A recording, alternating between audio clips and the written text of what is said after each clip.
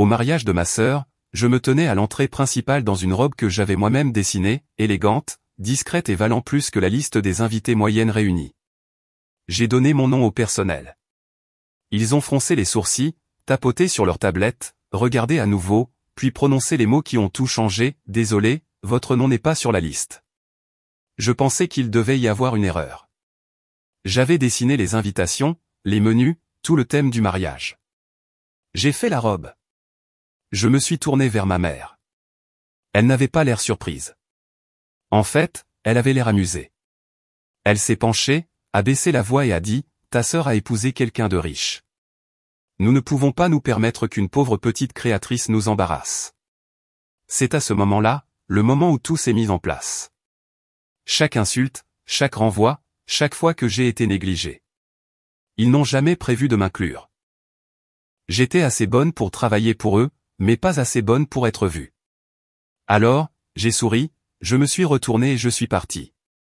Mais avant de partir, j'ai dit une seule chose, alors payez la robe de mariée. 3 jours plus tard, ma mère a ouvert la facture. Le prix, 27 500 $. Elle m'a appelé, puis a rappelé encore et encore, 98 appels manqués. Ce n'est pas seulement une histoire d'exclusion, c'est une histoire de ce qui se passe lorsque la personne que vous rejetez s'avère être celle qui tient le fil. Restez avec moi. Ce qui s'est passé ensuite a tout bouleversé. Claire Sutton avait 32 ans, elle était célibataire et vivait seule dans un loft restauré au-dessus d'une galerie tranquille à Savannah. De l'extérieur, elle semblait ordinaire, polie, discrète, réservée. Mais derrière son sourire réservé se cachait l'une des forces les plus reconnues de l'industrie du mariage haut de gamme. Sous le pseudonyme d'Héloïse, Claire avait créé des robes de mariée portées par des héritières, des magnats des médias et des filles de politiciens. Son travail n'était pas tapa accent grave-l'œil, il était raffiné, cousu à la main, murmuré dans les cercles d'élite pour son article. Personne dans sa famille ne le savait, et c'était exactement comme ça qu'elle le préférait. Les Sutton étaient une famille du Sud avec un goût pour le statut. Sa mère, Linda Sutton, avait maîtrisé l'art de l'ascension sociale. Sa sœur aînée, Rachel, était l'enfant d'or, la fille parfaite et polie dont la seule ambition était de bien se marier et d'en avoir l'air. Claire, avec ses doigts calleux et ses croquis nocturnes à la lampe, ne s'était jamais intégrée. Son père avait été le seul à croire en elle, mais il est décédé quand elle avait 16 ans. Depuis lors, Claire avait été tolérée mais rarement reconnue. Pourtant, lorsque Rachel a appelé des mois plus tôt pour dire « Je veux quelque chose de différent pour ma robe », Claire a ressenti une lueur d'espoir. Rachel a affirmé qu'elle essayait d'être intelligente avec le budget, a dit que l'œil de Claire pour l'élégance leur ferait économiser des milliers de dollars. Claire a accepté, non pas parce qu'elle avait besoin de l'argent, mais parce qu'elle voulait désespérément être vue. Elle a dessiné la robe elle-même, y a passé plus de 120 heures, a importé de la dentelle, a fini les coutures à la main, chaque perle cousue avec soin. Elle a également dessiné les menus imprimés, les panneaux de bienvenue, le plan de table. Personne ne l'a payé, personne n'a demandé combien ça coûtait. Il s'y attendait tout simplement, comme les Sutton le faisaient toujours. Le matin du mariage, Claire s'est habillée avec soin, non pas pour impressionner, mais pour respecter son propre travail. Sa robe était sa propre création, soie grise douce, encolure haute, silhouette épurée, élégante sans éclipser. Elle portait une petite paire de boucles d'oreilles héritées, le dernier cadeau de son père, et un rouge à lèvres rose pâle. C'était un hommage discret au type de femme qu'elle était devenue, malgré tout. Quand elle est arrivée au domaine, la cérémonie n'avait pas encore commencé. Elle a passé la fontaine de pierre, a traversé l'arche de rose grimpante qu'elle avait suggérée pendant la phase de planification et a atteint l'entrée de la réception. Une jeune employée se tenait là, tablette à la main, vérifiant les noms. Claire a souri doucement. Claire Sutton. La femme a tapé sur l'écran, s'est arrêtée. Pourriez-vous épeler ça pour moi? Elle l'a fait. Une autre pause, un autre scan. Puis vint la phrase qui serra la poitrine de Claire malgré le calme qu'elle portait comme une armure, « Je suis désolé, votre nom n'est pas sur la liste. » Claire a inspiré lentement. J'ai créé la robe. Je suis la sœur de la mariée. La femme avait l'air vraiment mal à l'aise. Je comprends, mais la liste des invités est définitive. Je ne suis pas autorisé à laisser entrer quelqu'un qui n'est pas approuvé. Claire a hoché la tête une fois, les lèvres serrées, puis s'est tournée vers la foule à l'intérieur. C'est alors qu'elle a vu sa mère, Linda, glissait vers elle comme un signe sur du marbre poli. Son expression ne reflétait aucune inquiétude, elle n'était pas surprise de voir Claire là. En fait, elle avait l'air préparée. « Tu es venue » a dit Linda, sa voix calme. C'était courageux. Claire a gardé la voix basse. « Je ne suis pas sur la liste des invités. »« Non » a répondu Linda, joignant soigneusement ses mains devant elle. « Nous ne t'avons pas incluse. »« Pourquoi ?» Linda a jeté un coup d'œil par-dessus son épaule comme si quelqu'un pouvait regarder. Puis elle s'est légèrement penchée. Rachel épouse quelqu'un de très respectable, riche, éduqué, éminent. Nous ne pouvons pas nous permettre que quelqu'un comme toi se présente dans une robe faite maison, rappelant à tout le monde ce que nous étions. Claire s'est raidie. Je ne suis pas un fardeau. Tu n'es pas l'une des nôtres, Claire. Tu as toujours été sur ton propre chemin, et c'est très bien, mais ce n'est pas ton moment. C'est celui de Rachel. Laisse-la briller. Le cœur de Claire battait fort, mais sa voix était calme. J'ai fait la robe. Le sourire de Linda n'a pas atteint ses yeux. Et nous sommes reconnaissants, vraiment, mais le travail est terminé maintenant. C'était un renvoi clair, poli, cruel dans sa subtilité. Claire a ressenti la piqûre, mais ne l'a pas montré. Au lieu de cela, elle a regardé directement sa mère et a dit, sans hausser la voix, alors payez la robe de mariée. Linda a cligné des yeux. Quoi? Claire a répété, tu peux aller de l'avant et payer la robe de mariée. Avant que sa mère ne puisse répondre, Claire s'est retournée et est partie. Elle n'a pas pleuré, elle n'a pas regardé en arrière. Elle a traversé la cour de gravier, est montée dans sa voiture et a sorti son téléphone. La facture avait été rédigée il y a des jours, détaillée, professionnelle et indéniablement réelle. Elle a cliqué sur envoyer. 3 jours plus tard, pendant le déjeuner dans un café tranquille, Claire a jeté un coup d'œil à son téléphone, 98 appels manqués, tous de sa mère. Un message vocal. Elle l'a écouté une fois. Claire, nous devons parler de la facture. Je pense qu'il y a eu un malentendu. Pourrais-tu s'il te plaît me rappeler? Elle ne l'a pas fait. Certaines dettes ne peuvent pas être payées en argent, mais celle-ci, oh, celle-ci le pouvait. Claire n'a pas répondu aux appels de sa mère, pas après la facture, pas après le message vocal. Le silence n'était plus un choix passif, c'était sa forme de paix. Et alors qu'elle remuait son thé au café cet après-midi, ses pensées ont dérivé vers des endroits qu'aucune facture ne pouvait atteindre, des endroits plus anciens que le ressentiment, plus profonds que la fierté. Elle n'avait pas toujours été aussi calme. Il fut un temps où Claire Sutton pleurait sur des dîners froids et des anniversaires oubliés, un temps où elle se faufilait dans des robes serrées et des sourires forcés, espérant un signe d'approbation de sa mère. Mais cette approbation n'était jamais venue, ni quand elle peignait, ni quand elle a terminé deuxième à un concours d'art régional, ni même quand ses croquis de mode ont été publiés anonymement dans un magazine étudiant en dernière année. Parce que dans la maison des Sutton, la valeur se mesurait à la conformité, et non à la créativité. Rachel était la star brillante.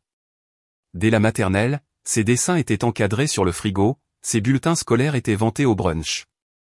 Elle était envoyée à des leçons de maintien, posée pour les cartes de vœux familiales, et à 16 ans, elle avait un portfolio complet de photos de mannequinat. Leur mère l'a préparée à être admirée, poursuivie, bien mariée. Rachel ne remettait pas en question l'attention, elle l'absorbait comme la lumière du soleil. Claire était différente. Elle ne s'habillait pas comme les autres filles. Elle posait trop de questions. Elle passait des heures seule, à feuilleter des catalogues de mode et à dessiner des silhouettes dans des carnets à spirale. Quand elle parlait de design, sa mère l'interrompait avec un soupir, ce n'est pas un vrai avenir, Claire. C'est un passe-temps, une distraction. Rachel a pris des leçons de piano, Claire a obtenu le silence. Mais il y avait eu une voix pour la soutenir. Son père, James Sutton, avait été un homme tranquille, le genre qui réparait les robinets cassés sans qu'on lui demande et qui se souvenait des anniversaires des enfants du facteur.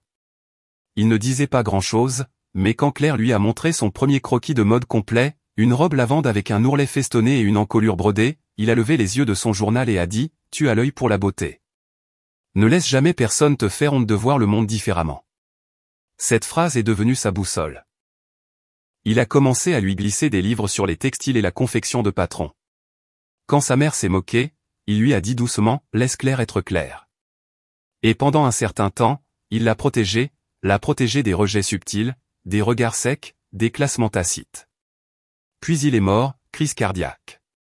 C'est arrivé juste avant la première année de lycée de Claire. Rachel a pleuré en public et a été consolée par des voisins. Claire a pleuré seule, tranquillement, à huis clos.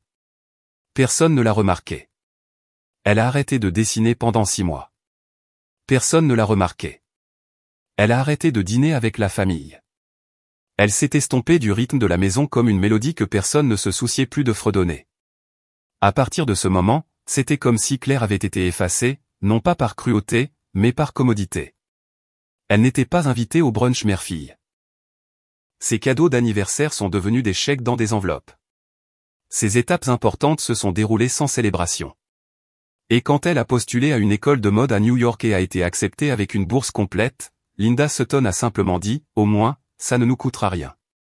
Cela a coûté quelque chose à Claire, beaucoup en fait, mais elle ne l'a jamais laissé voir. Dans cet espace de rejet, Claire a trouvé son sanctuaire dans le design. Elle s'est enfouie dans la théorie des couleurs, la construction de vêtements, l'histoire de la couture. Elle a fait des stages chez des tailleurs qui parlaient à peine anglais, a cousu des boutons toute la nuit pour des ateliers de mariés et a vendu des croquis en ligne sous des noms anonymes pour se bâtir une réputation. Elle a appris tout ce que personne ne croyait qu'elle pouvait faire, à ses propres conditions. Elle a appris non seulement à créer la beauté, mais aussi à y survivre. Cet isolement l'a aiguisée, pas amère, pas froide, juste nette, comme de l'acier poli. Ses amis ne venaient pas de sa famille, mais de coins tranquilles de l'industrie, des mentors, des stylistes, des modélistes, des assistants qui ne se souciaient pas de son nom de famille.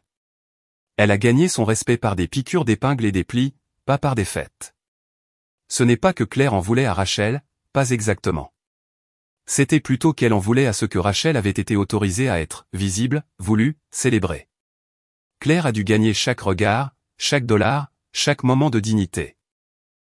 Mais elle l'a fait, et c'est peut-être ce qui a le plus blessé sa mère, car peu importe les efforts qu'ils ont déployés pour la repousser, Claire a construit quelque chose de plus fort que leurs attentes. Elle a construit un soi qu'ils ne pouvaient ni contrôler ni revendiquer. Et maintenant, alors que le nom Sutton était paradé sur le domaine du mariage, lié à un marié avec 5 générations d'héritage bancaire, Claire savait qu'elle n'avait jamais vraiment appartenu à cet héritage.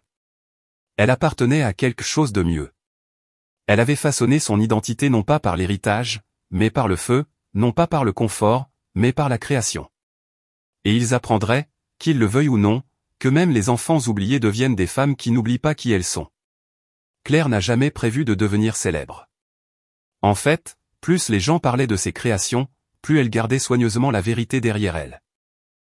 La célébrité dans son monde était un costume qu'elle n'a jamais voulu porter. Ce qui comptait, ce n'était pas son nom, c'était le travail de couture, l'histoire cousue dans chaque couture. C'est pourquoi Héloïse est née. Héloïse était élégante, intouchable et invisible. Elle ne donnait pas d'interview, elle ne se présentait pas aux semaines de la mode ni ne restait dans les coulisses pour les applaudissements. Il n'y avait pas de selfies, pas de bobines de coulisses. Sa marque était des notes manuscrites, des boîtes scellées à la cire et la confiance tranquille et indéniable de quelqu'un qui laissait son travail parler de lui-même. Ses créations sont arrivées dans des housses de luxe avec des étiquettes manuscrites, à la mariée qui mérite de se sentir remémorée. C'était sa voix, et le monde en est tombé amoureux. En 5 ans, Héloïse était devenue un nom murmuré parmi les boutiques de mariage d'élite.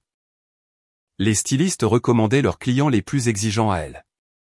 Ses robes étaient vendues aux enchères silencieuses, portées par des femmes dont les noms n'apparaissaient jamais dans les tabloïds, mais qui tiraient néanmoins les ficelles de la société. Ce n'était pas la dentelle ou la coupe qui rendait son travail différent, c'était l'intimité, chaque robe portait une impulsion, quelque chose de profondément personnel mais intemporel. Parmi ses premiers clients, il y avait une petite entreprise qui fusionnerait plus tard avec Grant & Ellis, la marque de luxe appartenant à Michael Grant. Claire n'en avait aucune idée à l'époque. Elle savait seulement que la marque payait équitablement, offrait une liberté de création et ne demandait jamais de rencontre en personne. Elle préférait ainsi.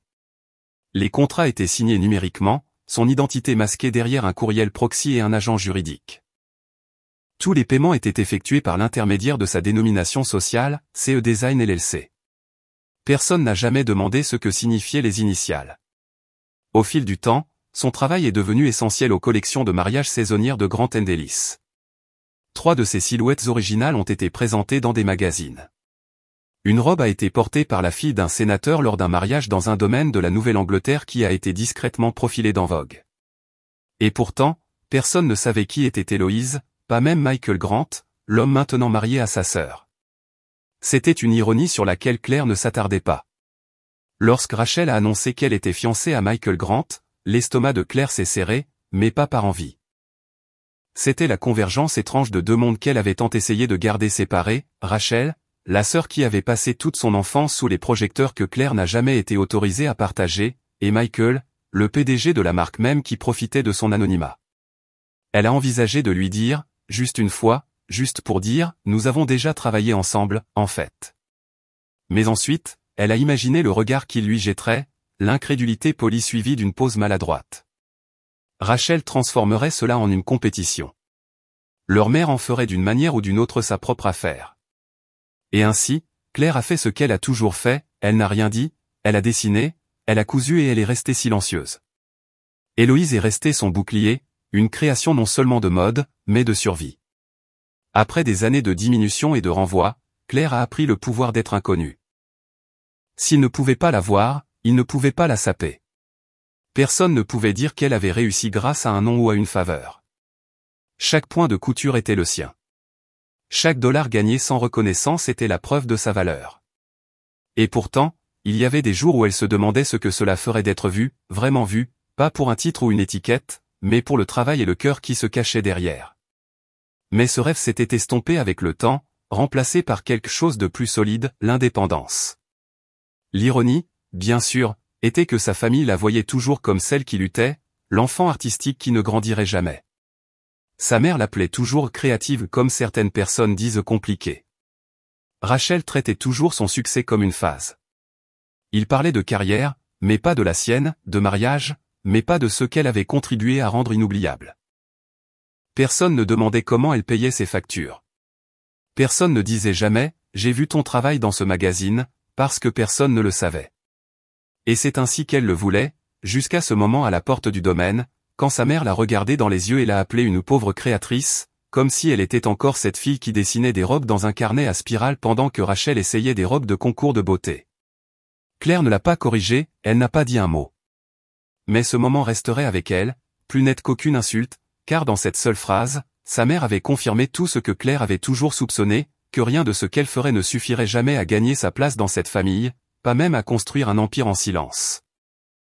Elle avait appris à être invisible, mais l'invisibilité, comme Claire l'avait compris, n'était pas une faiblesse, c'était le pouvoir, le genre qui n'avait pas besoin d'être annoncé pour être indéniable. Rachel l'a contacté un mardi matin, 2 mois avant le mariage. Sa voix au téléphone était inhabituellement douce, presque répétée. Claire sirotait son café, examinant des échantillons de tissu sous une lumière naturelle douce, lorsque l'appel est arrivé. Cela faisait des mois qu'elle n'avait pas parlé au-delà des obligations familiales. Cela seul aurait dû être un signe. Claire, a commencé Rachel, tout en sucré en soi, j'ai une énorme faveur à te demander. Claire avait déjà entendu ce ton. Quand elles étaient enfants, il précédait souvent le moment où Rachel empruntait ses carnets de croquis et ne les rendait jamais ou convainquait leur mère que Claire avait cassé quelque chose qu'elle n'avait pas cassé. Pourtant, Claire a répondu calmement, qu'est-ce que c'est ? Rachel s'est lancée dans son explication. Le budget du mariage avait explosé.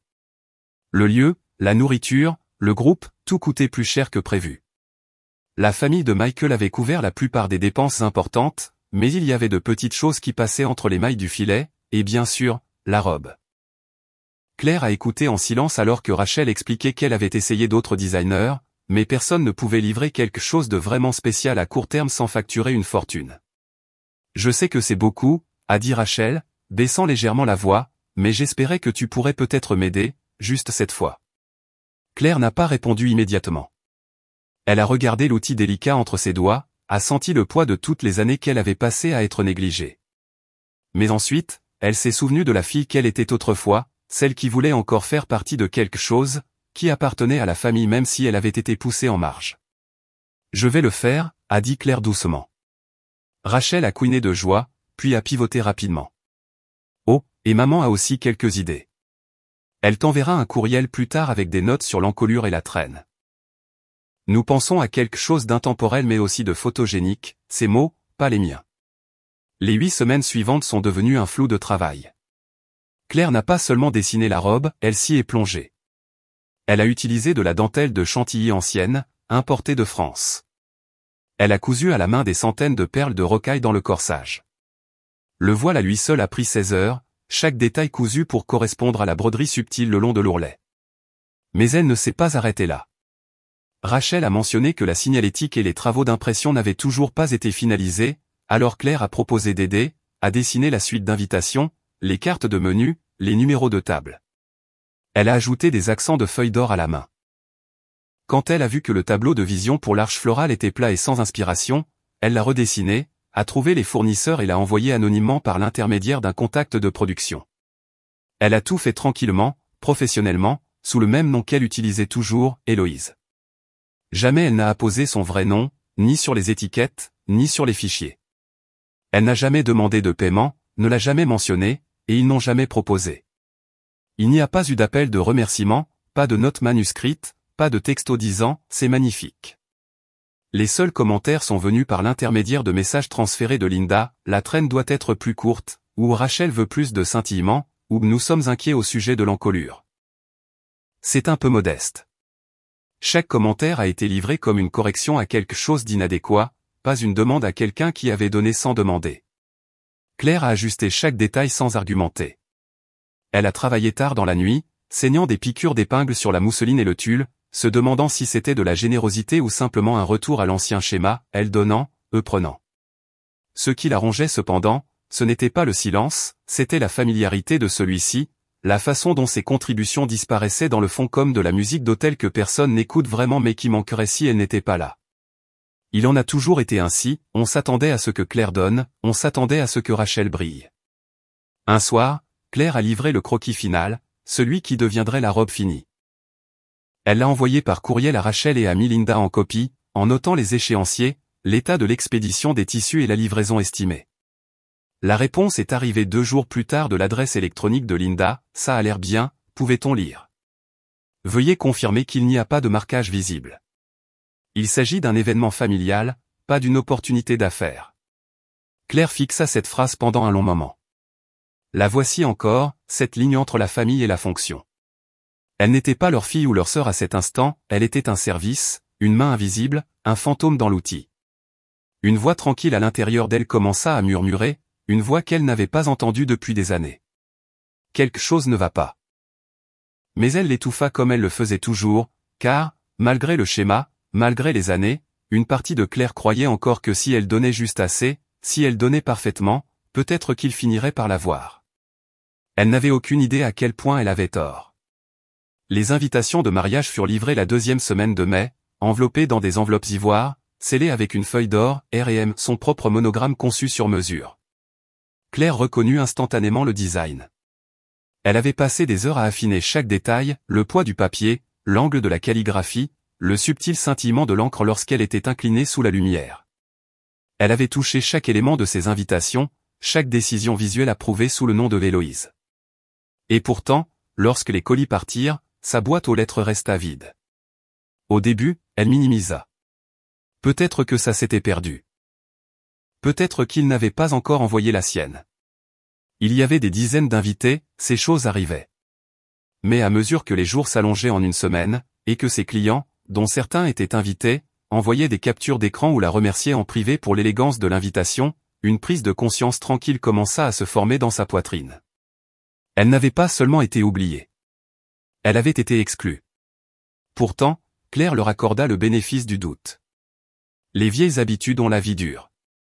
Elle envoya à Rachel un message, délibérément désinvolte, « Hey, je n'ai pas encore reçu l'invitation.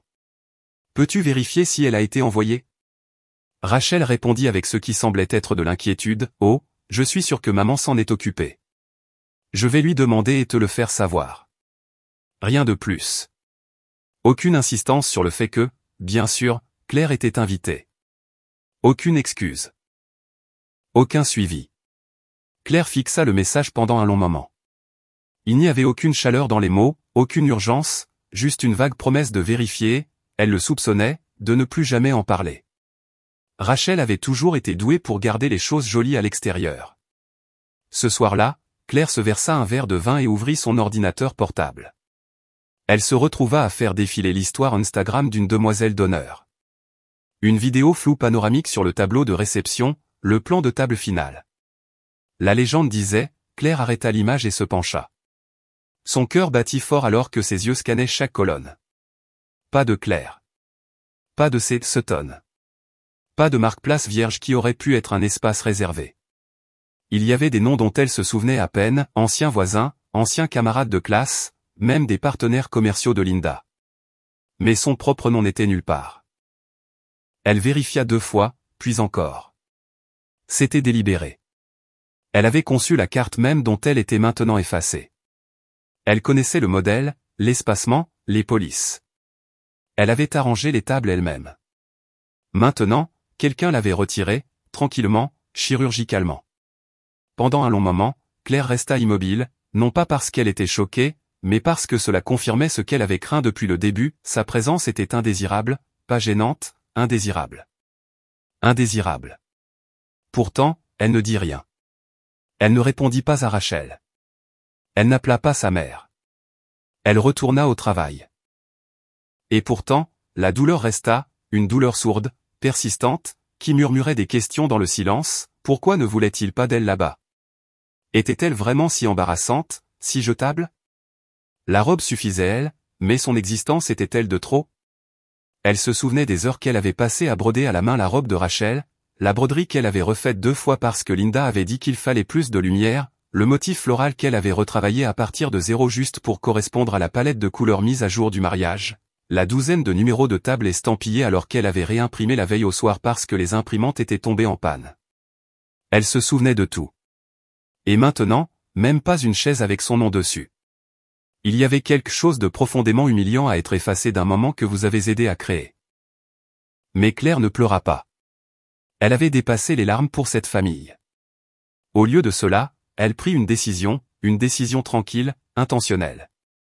Elle assisterait.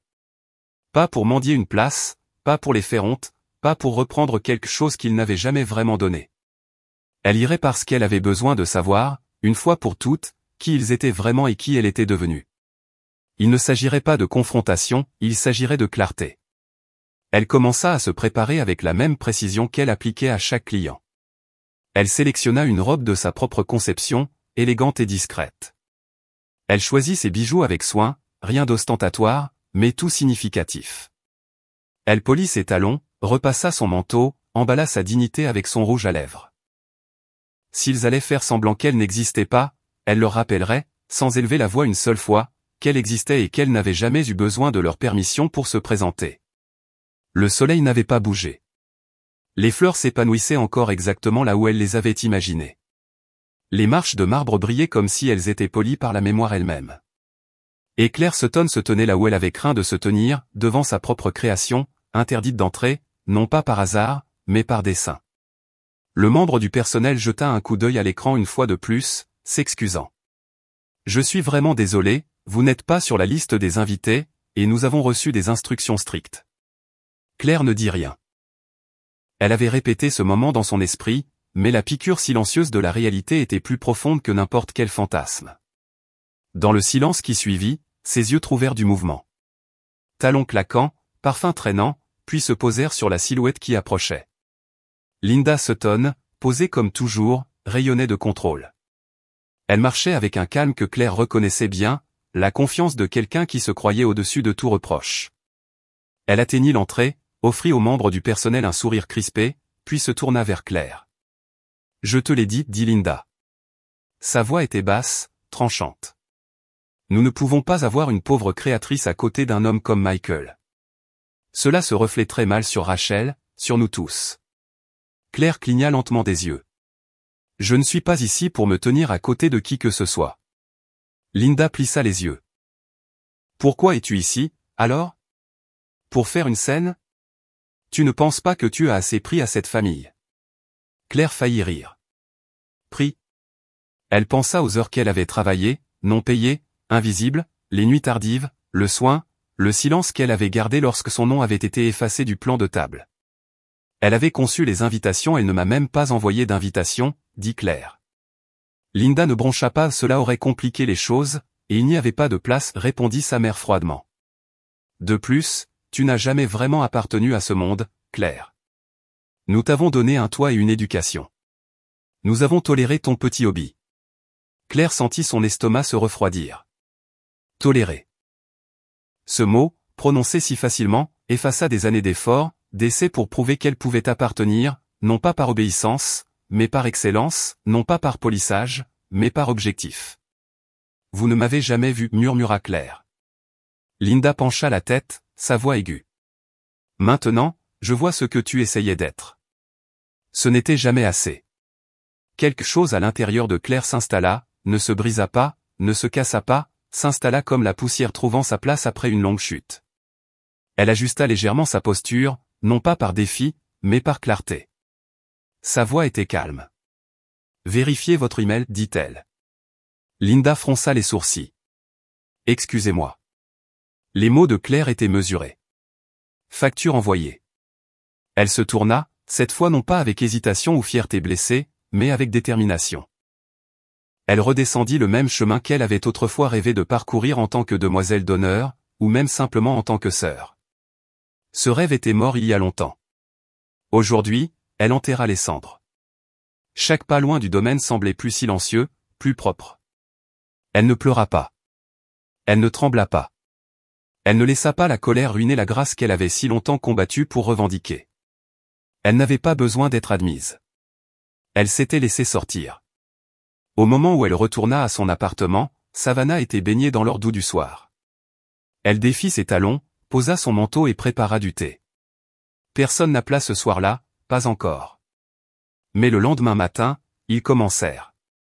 Son téléphone s'alluma par impulsion. Un appel, puis 5. Au déjeuner, il y en avait 23. Le soir, 57.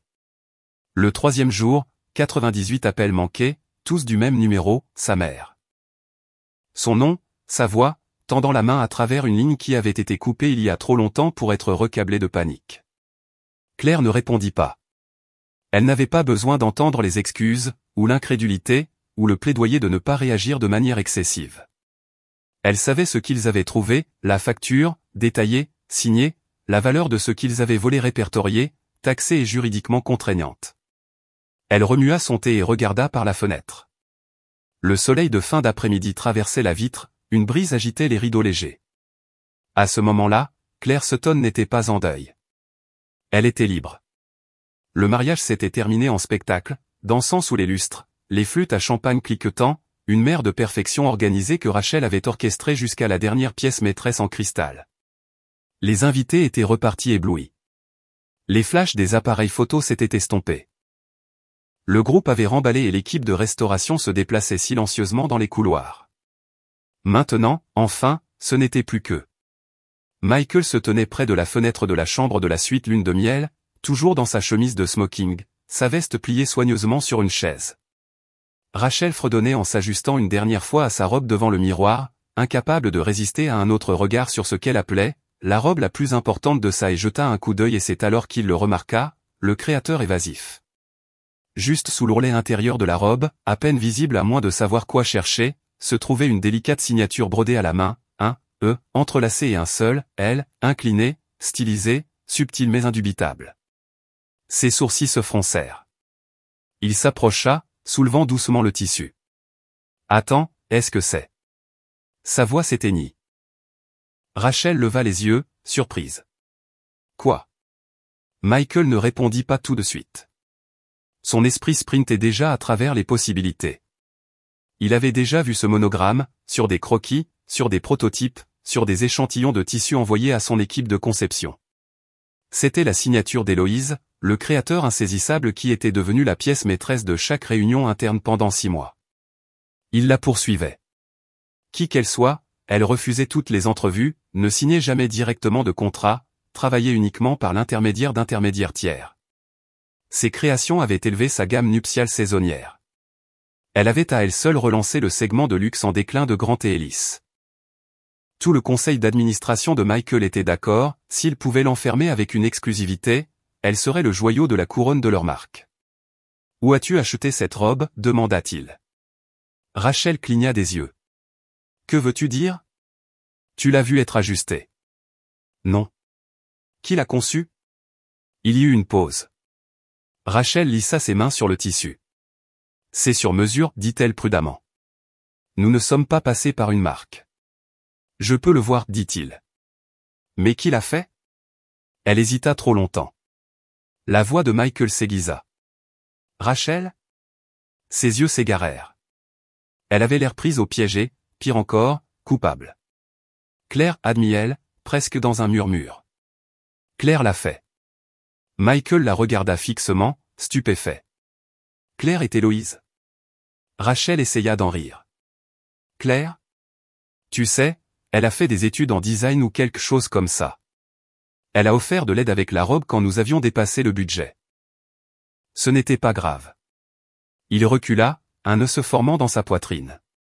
Claire est Héloïse. La bouche de Rachel s'ouvrit, mais aucun mot ne sortit. Michael ne l'avait jamais vue comme ça, acculée, vulnérable. Elle ne pouvait pas mentir assez vite pour rattraper la vérité. Tu me dis, dit-il lentement, que le créateur le plus brillant avec lequel nous ayons jamais travaillé, la personne avec qui je négocie par voie légale depuis 6 mois, celle sur laquelle notre équipe a basé notre prochain trimestre, est ta sœur? Rachel était rouge. Maintenant, tu exagères. Elle ne nous a même pas facturé, et honnêtement, c'était mieux ainsi. Tu sais à quel point elle devient dramatique. Si nous en avions fait tout un plat, cela se serait transformé en une histoire triste sur la famille. La mâchoire de Michael se crispa. Tu l'as effacée de son propre travail. Elle a toujours été comme ça, émotive, difficile. Elle n'est pas. Rachel s'arrêta. Elle n'est pas une marque, Michael. Elle est juste Claire. Mais il n'écoutait plus. Il repensait aux échanges de courriels, aux croquis qui arrivaient à 3 heures du matin, débordant d'originalité, à la robe d'échantillon qui avait réduit son VP du design à un silence stupéfait, à la signature, au mystère délibéré, et à la mesure dans laquelle le succès futur, l'avenir de leur entreprise, avait été lié à ce fantôme de créateur. Elle avait été juste devant eux, et il avait épousé la personne qui l'avait sciemment poussé dans l'ombre. Michael se détourna de Rachel et regarda par la fenêtre. Dehors, les terrains du domaine étaient encore baignés dans des lanternes de mariage, scintillant doucement dans la brise nocturne. Je n'y crois pas, dit-il à voix basse. Rachel s'approcha de lui prudemment. Ce n'est pas comme si elle avait besoin d'attention. Elle a toujours été compliquée. Je voulais juste que la journée soit simple. Il se tourna, sa voix basse mais dure. Tu as saboté une relation de plusieurs millions de dollars. Tu as menti. Tu l'as humiliée. Rachel se redressa. Elle n'avait pas sa place ici. Il la regarda fixement pendant un long moment, comme s'il la voyait clairement pour la première fois. Elle a construit toute cette journée, dit-il, et tu t'es assuré qu'elle ne puisse pas y assister. Le silence entre eux s'épaissit. Dehors, les lanternes commencèrent à s'éteindre. À l'intérieur, quelque chose d'autre s'était déjà éteint. La facture arriva un calme mercredi matin. Elle fut livrée par email, sans ligne d'objet, sans corps de message, juste une pièce jointe PDF formatée professionnellement intitulée « Service de conception, mariage R. Sutton ». Linda cliqua dessus par distraction, s'attendant peut-être à une réponse tardive ou à un reçu de fournisseur, mais au fur et à mesure que le document s'ouvrait, sa main se figea sur la souris. Ligne après ligne détaillait les coûts, dentelle cousue à la main importée de France, broderie sur mesure, calligraphie personnalisée pour tous les panneaux, invitations estampées à la feuille, heures de consultation de conception personnalisée, livraison rapide, retouches tardives et décors de table stylisés. Cela ressemblait à un catalogue de salle d'exposition de luxe, car c'était le cas. Chaque ligne rendait compte méthodiquement de la main-d'œuvre, des matériaux et de l'exclusivité. Au bas, en grammes et sans drames, figurait le total, 27 500 $. En dessous, payable en totalité dans les 7 jours ouvrables. Aucune note, aucune salutation, aucune remarque passive-agressive, juste le genre de facture propre, professionnelle et juridiquement solide que l'on pourrait attendre d'un atelier de couture haut de gamme, car c'est exactement ce que c'était. Le visage de Linda devint pâle. Elle fixa le chiffre comme s'il s'agissait d'une menace. Cela doit être une erreur, marmonna-t-elle, cliquant sur la boîte de réception, espérant un autre message, un suivi, une rétractation, une sorte de plaidoyer émotionnel qui rendrait tout moins formel. Mais il n'y avait rien, aucune explication, aucune émotion, juste cette facture. De l'autre côté de la cuisine, Rachel sirotait son café et faisait défiler son téléphone. Qu'est-ce qui ne va pas? Linda ne répondit pas immédiatement. Elle tourna simplement l'écran de l'ordinateur portable vers sa fille. Rachel se pencha, son sourire s'estompa. Tu te fous de moi, murmura-t-elle. Elle nous facture? La voix de Linda s'aiguisa. Elle n'a rien dit sur l'argent. Elle a offert de l'aide. Rachel fixa le tableau de répartition. 27 000 $, pourquoi? Du tissu et de l'encre? Elle a inclus la main-d'œuvre, dit Linda, relisant les lignes. Heure de conception. Licence. La dentelle seule a coûté mon Dieu. Rachel repoussa sa chaise et se leva. Non, non, je ne vais pas laisser ça glisser. Je vais l'appeler. Elle décrocha son téléphone, composant déjà le numéro. Michael, entrant dans l'autre pièce, s'arrêta lorsqu'il vit l'écran de l'ordinateur portable. Qu'est-ce que c'est? Une facture de Claire. Elle nous facture la robe et tout le reste. Michael s'approcha, la lut en silence, puis leva les yeux. Bien. Rachel cligna des yeux. Bien. La voix de Michael était calme, trop calme. Elle vous facture pour un travail que vous avez utilisé, un travail dont vous l'avez effacé. Je ne l'ai pas effacé. Vous ne l'avez pas invité. Vous m'avez menti sur qui a fait la robe. Vous avez laissé votre mère l'insulter à la porte. Rachel croisa les bras. Je ne savais pas quelle était Héloïse quand j'ai demandé la robe. Mais tu savais quelle était ta sœur, et cela aurait dû suffire. La mâchoire de Michael se crispa. Elle n'a jamais été le problème, Rachel. Le téléphone de Rachel vibra dans sa main. Le nom de Claire à l'écran. Elle répondit rapidement. Cela sonna une fois, puis la messagerie vocale. Elle essaya à nouveau, directement à la messagerie vocale, encore, refusé. De l'autre côté de la table, Linda faisait déjà défiler ses contacts. Elle ne peut pas s'attendre à ce que nous payions cela. C'est la famille. Michael haussa un sourcil. Est-ce comme ça que vous appelez cela? Linda l'ignora et appuya sur le nom de Claire.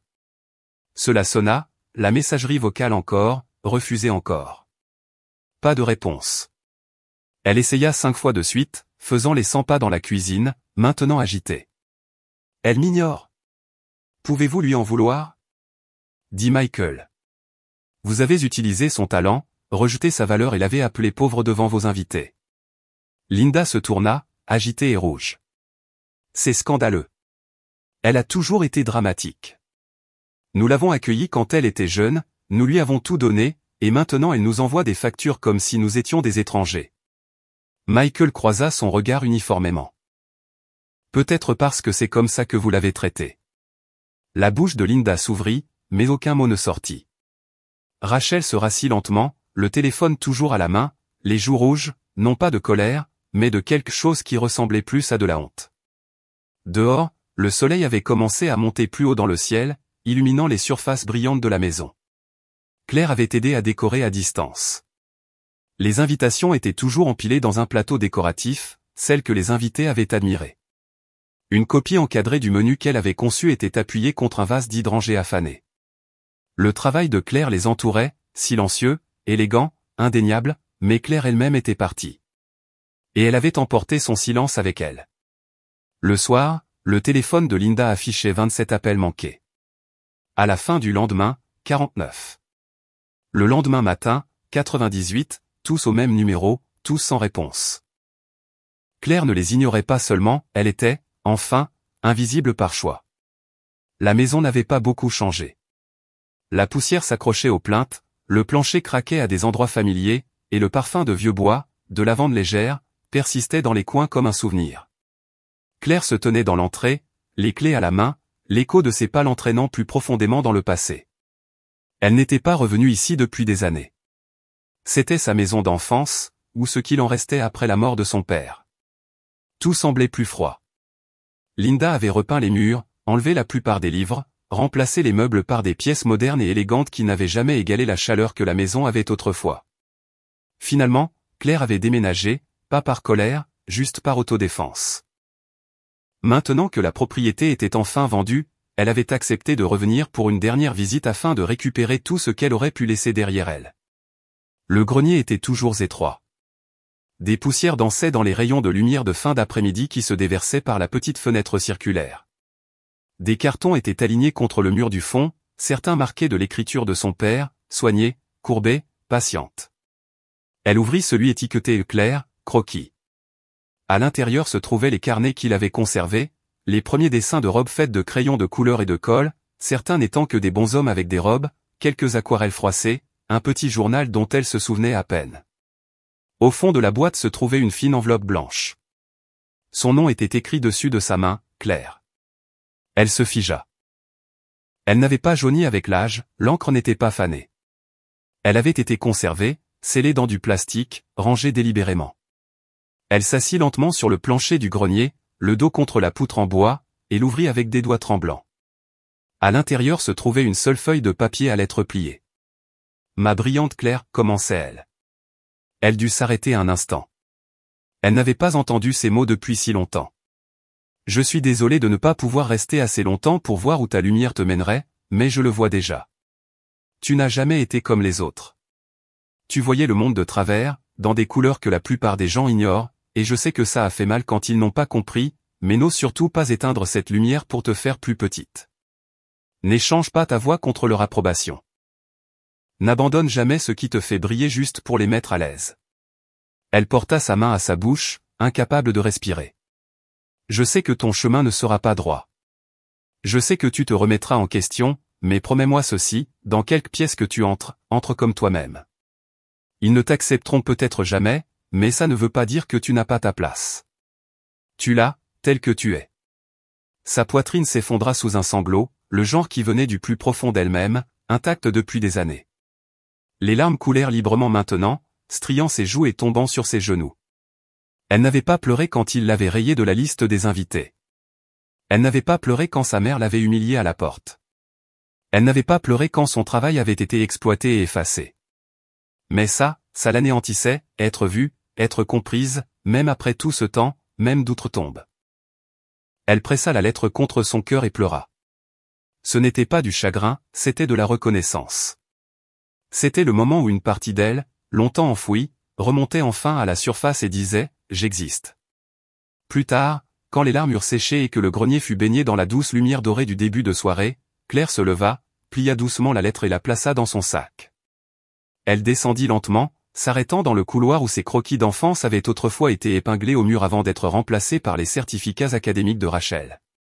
Elle regarda l'espace vide maintenant et, pour la première fois, n'eut pas l'impression d'avoir besoin de le récupérer. De retour à son appartement, elle ouvrit son site web de design. Jusqu'à présent, tout avait été marqué Héloïse, anonyme. Élégant. Déconnecté. Elle ouvrit son profil de designer, sa biographie. Elle supprima le pseudonyme. À sa place, elle tapa Claire Sutton, designer, artiste, créatrice. Elle fixa l'écran pendant un long moment, sa main planant au-dessus de la souris. Puis elle cliqua sur « Publier » et juste comme ça, elle entra pleinement dans la lumière que son père avait toujours vue. Le communiqué de presse était simple, pas de langage dramatique, pas de fanfare, juste un fond blanc propre, un en-tête seraph, et une déclaration qui disait « Le Claire Sutton Atelier, couture réclamée ». Il frappa l'industrie comme le tonnerre. En quelques heures, les blogs de mode explosèrent de spéculation. Les murmures se transformèrent en gros titres. Des captures d'écran inondèrent les médias sociaux, légendés avec la même question stupéfaite, Héloïse et Claire Sutton. À midi, la boîte de réception de Claire débordait, demande d'interview de Vogue, Harper's Bazaar et elle, demande d'articles, offre de table ronde. Des designers qu'elle avait autrefois admirés de loin demandaient maintenant des collaborations. De grandes maisons de couture à New York, Paris et Milan demandaient des réunions. Même son ancienne école de design la contacta, lui demandant de revenir en tant qu'ancienne élève honorée. Mais ce n'était pas l'attention qui ébranlait Claire, c'était le nom, son nom. Pour la première fois de sa carrière, le monde ne faisait pas l'éloge d'un mythe ou d'un mystère. Il ne s'émerveillait pas de l'insaisissable Héloïse. Il la voyait, Claire Sutton, comme l'esprit et les mains derrière chaque point, chaque silhouette, chaque moment de grâce qui avait défilé sur un podium ou glissé dans une allée. Le nouveau studio était calme, toujours parfumé de peintures fraîches et de bougies d'eucalyptus. L'espace était modeste, pas grandiose, exactement comme elle l'aimait, des murs blancs propres, la lumière du soleil provenant des hautes fenêtres, une seule table au centre avec ses carnets de croquis ouverts. Sur le mur du fond, le nouveau logo venait d'être installé en or brossé, Claire Sutton Atelier. Elle se tint devant lui pendant un long moment, les bras croisés, les yeux pensifs. Elle n'avait pas besoin d'applaudissements. Elle avait construit ça de ses propres mains, pièce par pièce, chagrin d'amour par chagrin d'amour, et enfin, avec vérité. Son assistante, une jeune designer pointue nommée Keisha, entra avec une tablette. « Vous avez 3 autres demandes d'interview, dit-elle, et ceci vient d'arriver de Grant et Ellis. » Claire ne broncha pas. Elle prit la tablette et jeta un coup d'œil à l'offre, une page entière de jargon juridique, de langage de marque, de ventilation des parts de revenus, mais la signature en bas attira son attention, Michael Grant, PDG. Elle la fixa pendant un long moment. L'offre était généreuse, bien plus que ce qu'elle avait facturé pour le mariage de sa sœur. C'était le genre d'accord que les designers attendaient toute une vie pour recevoir. Claire avait autrefois rêvé de travailler avec des entreprises comme la sienne, mais c'était avant qu'ils ne les fassent, avant qu'ils ne choisissent le silence plutôt que la reconnaissance, avant qu'ils n'essaient d'emballer son art tout en rejetant son nom. Elle rendit la tablette à Keisha. « Veuillez répondre, dit-elle calmement. Dites-leur que je ne suis pas intéressée. » Keisha cligna des yeux. « Vous êtes sûr ? » C'est. La voix de Claire était claire. « Je ne suis pas intéressée par les partenariats construits sur des mensonges. » Keisha sourit. « Je m'en occupe. » Claire se retourna vers la grande table à dessin, où un nouveau design prenait lentement forme, pas une robe de mariée cette fois, une collection, sa première ligne de couture complète sous son vrai nom, pas de signature fantôme, pas de paternité cachée, juste elle. Plus tard ce soir-là, elle publia une seule photo sur les médias sociaux, une photo de sa main reposant doucement sur un bloc-notes. La légende disait, « Il m'a fallu des années pour croire que j'avais ma place. Maintenant, je n'ai plus besoin de permission pour me tenir dans la lumière. » Le message devint viral en quelques heures. Claire ne lut pas les commentaires. Elle n'avait pas besoin de le faire. Pour une fois, elle ne courait pas après l'approbation. Elle avançait, enfin sous son propre nom. Rachel avait toujours été douée pour faire semblant d'avoir le contrôle, faire semblant que son mariage était parfait, faire semblant que le silence entre elle et sa sœur avait toujours été mutuel. Mais aucune quantité de vernis social ne pouvait dissimuler le changement qui avait commencé après le mariage. Cela commença petit, Michael rentrant du travail plus tard que d'habitude, dînant en silence, ne cherchant plus sa main lorsqu'il se promenait dans des événements bondés. Elle se dit que c'était le stress de leur nouvelle vie ensemble, la pression des attentes de l'entreprise, la transition vers la vie conjugale. Mais au fond d'elle, elle savait que la confiance, une fois brisée, ne se remettait jamais en place de la même manière. Michael ne lui demandait plus comment s'était passée sa journée, ne lui montrait plus les prochaines campagnes. Un soir, alors qu'elle tendait la main vers son ordinateur portable, il le retira instinctivement. C'était un petit geste, mais il confirma ce qu'elle craignait, il ne la considérait plus comme une partenaire, et pire encore, il ne la regardait plus avec fierté. Elle avait perdu quelque chose ce soir-là, pas dans un scandale, pas dans une dispute dramatique, mais dans un regard, un silence, une distance qui grandissait chaque jour. Un après-midi, Rachel se retrouva devant un studio de verre dans le centre-ville. Un nom était gravé sur le devant en or minimaliste, Claire Sutton Atelier. Elle le fixa longuement avant d'atteindre la poignée. La réceptionniste la reconnut instantanément, mais ne sourit pas. « Je suis ici pour voir Claire, » dit Rachel doucement. Un instant. La réceptionniste décrocha le téléphone, murmura quelque chose, puis hocha la tête. « Vous pouvez attendre devant. » Les minutes passèrent lentement. Lorsque Claire sortit enfin, elle portait un simple pantalon noir et une chemise blanche impeccable, ses cheveux tirés en arrière, son visage calme, ni froid, ni en colère, juste résolu. Rachel se leva. « J'ai besoin de te parler. » Claire fit un geste vers un bureau latéral, pas de mots, juste de l'émotion. À l'intérieur, elles s'assirent l'une en face de l'autre à une petite table ronde. Claire attendit. La voix de Rachel se brisa avant même de commencer. « Je suis désolée. » Claire hocha la tête lentement, comme pour reconnaître le son mais pas le sens. « J'avais tort, » continua Rachel, « surtout. J'étais jalouse, et je pensais que si je t'ignorais, tu cesserais de briller, mais tu ne l'as pas fait. Tu es juste devenue plus forte. » Claire ne parla pas. Rachel essuya ses yeux. Michael me regarde à peine. Il ne le dit pas, mais je sais ce qu'il pense, que je suis petite, que je suis mesquine, et je l'étais. Claire se pencha en avant, sa voix douce mais ferme. Tu n'étais pas seulement mesquine, Rachel. Tu étais cruelle. Rachel baissa les yeux. Je sais. L'expression de Claire ne se durcit pas, mais elle ne s'adoucit pas non plus. Tu m'as effacé de mon propre travail. Tu as utilisé mes mains, mon talent, mon temps, et puis tu m'as enfermé dehors. Tu m'as appelé famille seulement quand c'était commode. Je ne réalisais pas ce que je faisais. Si, interrompit Claire, tu l'as fait. La gorge de Rachel se serra. Je ne suis pas venu ici pour trouver des excuses, murmura-t-elle. Je suis venu te demander pardon. Il y eut un long silence. Claire expira lentement. Je te pardonne, dit-elle enfin. Les yeux de Rachel se levèrent en surprise, mais Claire continua, cela ne signifie pas que tu as ta place dans ma vie. Les mots n'étaient pas durs, ils étaient simplement la vérité. Rachel resta assise, figée. J'ai passé trop d'années à me rapetisser pour que toi et maman ne vous sentiez pas mal à l'aise, dit Claire. Je me suis rendue invisible pour ne pas être une menace. Je suis restée silencieuse quand tu as pris ce qui ne t'appartenait pas, mais cette partie de moi est partie maintenant. Je ne veux pas de vengeance. Je ne veux pas d'excuses. Claire se leva, sa voix ferme. Je veux la paix. Rachel resta assise, abasourdie.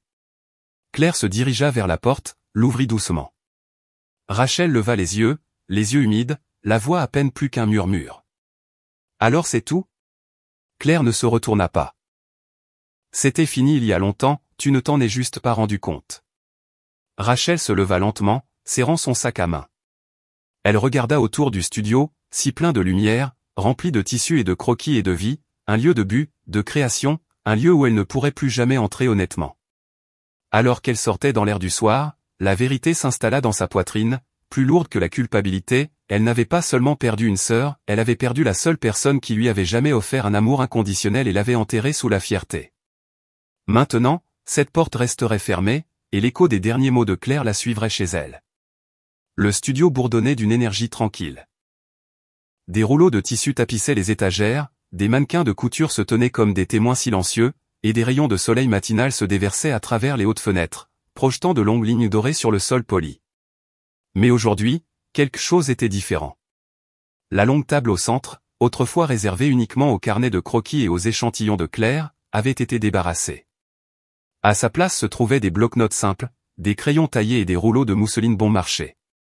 Une douzaine de chaises pliantes l'entouraient, chacune contenant une fille, certaines à peine sorties du lycée, d'autres plus âgées, toutes avec des yeux nerveux et des mains hésitantes. Claire se tenait en tête de la table. Elle n'était pas habillée comme une icône de la mode, elle portait un jean souple, une chemise blanche ample et ses cheveux rentraient négligemment derrière une oreille. Il n'y avait pas de podium, pas de presse, pas de granger, juste elle et elle. Elle se présenta sans fanfare.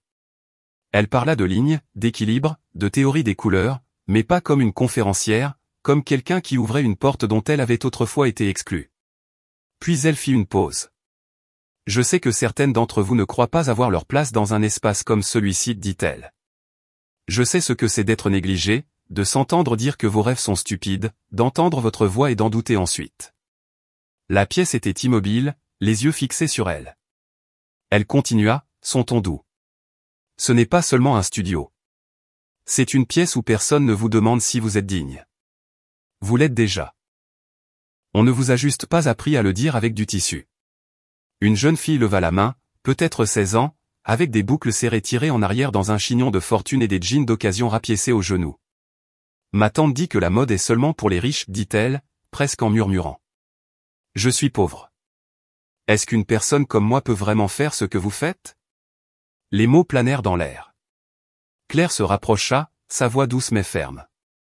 Le luxe, dit-elle, ne concerne pas l'argent, il concerne la connaissance de sa propre valeur.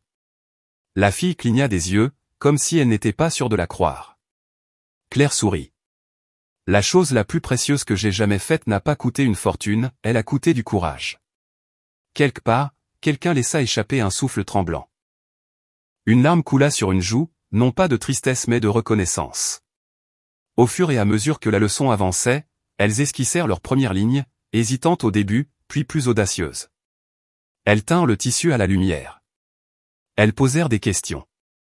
Elles rirent nerveusement, puis librement. Quand la journée se termina, les filles sortirent lentement, chacune s'attardant un peu plus longtemps que prévu. L'une d'entre elles plaça un mot de remerciement plié sur la table. Une autre demanda si elle pouvait revenir demain. Claire resta seule dans le studio une fois de plus. Elle se dirigea vers le coin du fond, où un vieux tableau de liège s'appuyait contre le mur. Épinglé dessus se trouvait un croquis jauni, des lignes légèrement irrégulières, des aquarelles fanées. C'était sa première robe, dessinée quand elle avait 10 ans, colorée avec des marqueurs, collée avec des chutes de dentelle. Elle la ramassa doucement, puis se dirigea vers la table centrale. Là, sous la lumière du soleil, elle déroula du papier propre. Elle commença à dessiner. Les lignes coulaient facilement maintenant, non pas parce qu'elle avait maîtrisé l'art, mais parce qu'elle ne remettait plus en question son droit de les tracer. Son nom n'était plus caché derrière une signature. Ses mains n'étaient plus invisibles. Elle le signa en bas, Claire Sutton, avec des traits calmes et confiants. La lumière du soleil se déplaça, attrapant la page juste comme il faut. Le croquis scintilla légèrement, l'encre encore fraîche. Elle recula, pencha la tête et sourit, non pas parce qu'il était parfait, mais parce qu'il était à elle, et cette fois, tout le monde le verrait. Et c'est ainsi que Claire Sutton, autrefois la fille oubliée dans l'ombre de sa sœur, a récupéré son nom, sa voix et son avenir, non pas avec vengeance mais avec clarté, non pas par le conflit mais par la vérité. Elle n'avait pas besoin de prouver sa valeur à ceux qui l'avaient autrefois rejetée. Elle est devenue une lumière pour ceux qui n'avaient jamais été vus. Et c'est peut-être la vengeance la plus puissante de toutes, non pas lorsque vous vous battez pour être accepté, mais lorsque vous prospérez sans avoir besoin de l'être. Alors, qu'auriez-vous fait si vous aviez été Claire? Auriez-vous abandonné? Auriez-vous envoyé la facture? Ou seriez-vous allé plus loin? Nous voulons vous entendre. Laissez vos réflexions dans les commentaires. Dites-nous quelle partie de l'histoire de Claire vous a le plus touché. Et si vous croyez que des histoires comme celle-ci doivent être racontées, n'oubliez pas de vous abonner. Chaque semaine, nous vous apportons des récits puissants de trahison, de guérison et de transformation, car parfois la voix la plus silencieuse raconte l'histoire la plus forte. Merci d'avoir regardé. Nous vous verrons dans la prochaine.